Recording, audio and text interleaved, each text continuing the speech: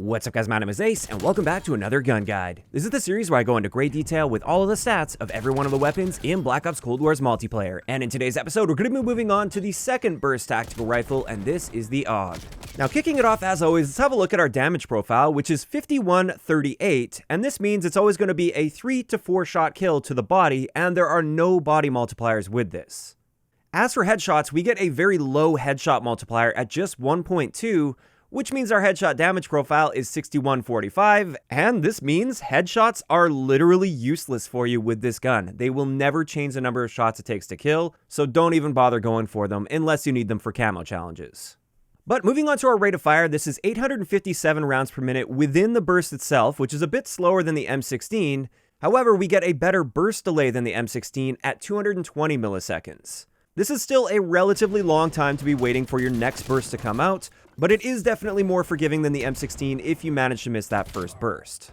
Now it is worth noting that we can increase our fire rate potential with 3 of the different barrels, and this boost to our rate of fire applies to not only the rate of fire within the burst, but also the burst delay. So the rapid fire barrel gives us a 9% overall boost, the strike team barrel gives us an 11% overall boost, and then finally the titanium barrel gives us the best boost at 14%. And this is where I want to jump into our time to kill potential. Now our time to kill potential with a 1 burst kill is just 154 milliseconds, which is extremely fast for Cold War. It's technically slightly slower than the M16, but realistically speaking, you're still going to be killing on roughly the same frame, so it's pretty much a negligible difference there. And it's also worth noting that if we do require that 4th shot to kill, where we have to get that second burst out there, it's going to take you 421 milliseconds to kill, and this is a relatively slow time to kill for Cold War. So again, just like the M16, it's got an amazing time to kill potential, but it is a bit on the unforgiving side if you don't get a kill in 1 burst.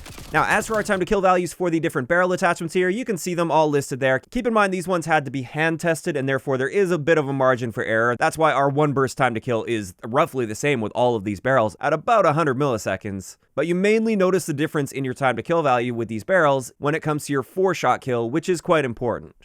Now, as for bullet velocity compared to the other tactical rifles, we actually have the best bullet velocity out of all of them at 775 meters per second, which on most 6v6 multiplayer maps, this is a very reasonable bullet velocity that you don't even really need to boost all that much.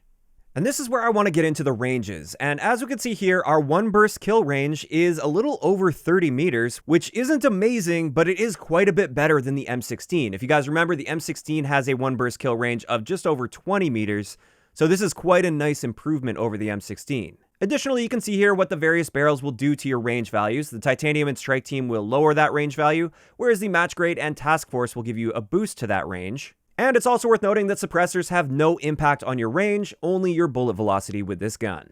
Now, as for hardcore, there's no surprise with this. It's always going to be a 1 bullet kill at any range in hardcore modes. Moving on, let's have a look at our Hipfire, which is the same as all of the other tactical rifles, and this is a very bad Hipfire spread. Generally speaking, you want to avoid hipfiring with this gun, unless you're in a really desperate up-close situation. But next up, let's have a look at our idle sway, and as you can see here, there's definitely some movement while aiming down sight. It's also worth noting that we don't have a traditional iron sight with this gun, we get a built-in optic, and this is what it looks like. Then getting into recoil, you can see here that our bursts are contained quite nicely within a small area, but it is worth noting that this has a lot more horizontal recoil than the M16. The M16 kicks pretty much straight up, whereas the AUG does have some side-to-side bounce in there, and therefore we want to try and cut down on this with various attachments on our class setup. Now, that's not to say that the recoil is bad with the AUG by any means. If you're challenging gunfights within its effective ranges and you're aiming for the torso, generally speaking, you should still be able to get those 1 burst kills quite effectively, even without attachments. But it does help to tighten that up with various attachments. But moving on, let's get into our handling stats. Our aim down sight time is 350 milliseconds, which is pretty standard for a tactical rifle and a bit on the slow side. Then our stated sprint out time is 425 milliseconds. However, our experienced sprint out time is about 350 milliseconds, which it's worth noting this is actually noticeably slower than the M16. So sprint out time is definitely not one of the strong suits of this gun. As for our reload add time, this is quite slow at 2.02 seconds, and therefore it's often a good idea to choose one of these magazine attachments, but at the same time, I don't think it's super necessary just because of the style of gun that this is. With burst guns, you get 10 bursts within a single default magazine, which is potentially 10 kills out of a single mag, and therefore you should often be able to find a nice safe time to reload in between fights. But finally, for our base stats, we've got our movement speeds, which are all very standard and actually exactly the same as the M16. Our base movement speed is 95%, sprint movement speed is 141%, and then our aim down sight movement speed is very slow at 30%. So taking an overall look at our strengths, we've got a great time to kill with this, just like with the M16. You're killing people almost instantly with a one burst kill. We also get a pretty decent one burst kill range with the AUG. It's definitely noticeably better than the M16. And it's also more forgiving than the M16 because it has a faster burst delay. As for weaknesses though, it is less accurate without attachments than the M16, so that might hold you back a little bit. Also, headshots are completely useless for you. And then finally, just like with all of the tactical rifles, Hipfire is just not one of the strengths of this gun.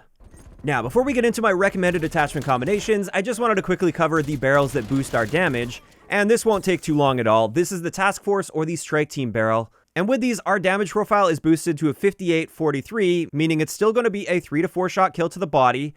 And when we start factoring headshots in, it still really doesn't make a difference. At the longer ranges, if we can hit every single bullet in the burst to the head, we can get a 3-shot kill, but that's simply not practical at longer ranges anyway. So realistically speaking, the damage boost from these barrels is essentially useless. So with that, it's finally time to hop into some great attachment combinations to use with this gun.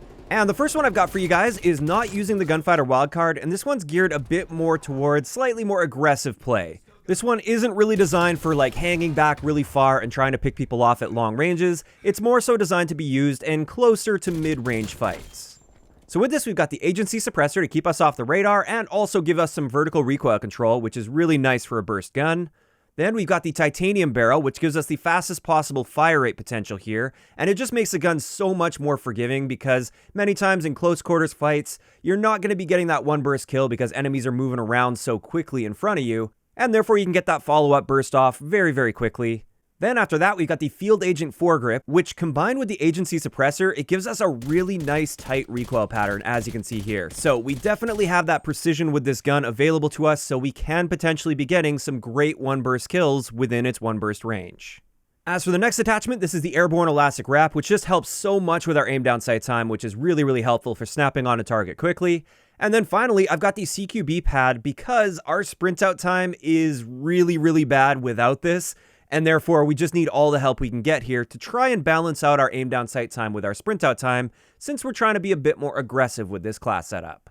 So you can see with this one, we are hurting our range a little bit by using that titanium barrel, but I feel like the trade-off is worth it for this style of play. Our one burst kill range is now 22 meters with this. Also, our velocity is hurting a little bit due to that Agency Suppressor, but again, within the ranges you'll be fighting in with this gun for those more closer to mid-range fights, this velocity should be more than enough. And overall, I just feel like this gun really excels in those mid-range engagements. Somewhere between like 10 to 20 meters or so, this is where this gun really shines.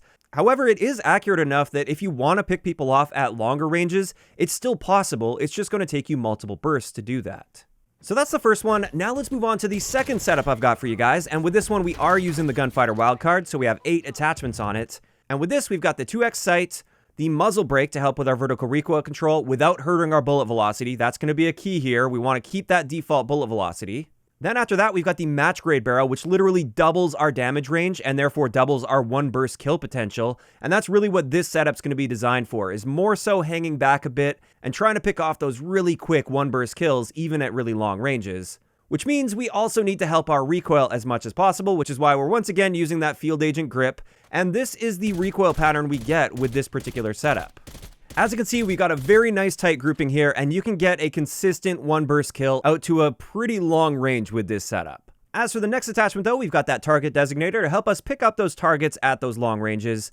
Then we got the 45 round speed mag on this. I just feel like that gives us a nice balance of improving our magazine capacity and our reload time without hurting our aim down sight time too much like some of the other magazine attachments. Then we once again have that Airborne Elastic Wrap. That one's pretty self-explanatory, helps a lot with our aim down sight time. And then finally, we've got the SAS Combat Stock, which is mainly going to be to boost our aim walking movement speed, so we can strafe side to side a little bit in a fight. And this helps a lot at long ranges when you're fighting against people that don't have a great bullet velocity. And we can see with the stats on this one, our range is amazing. Our bullet velocity is pretty good. It should be fine for you.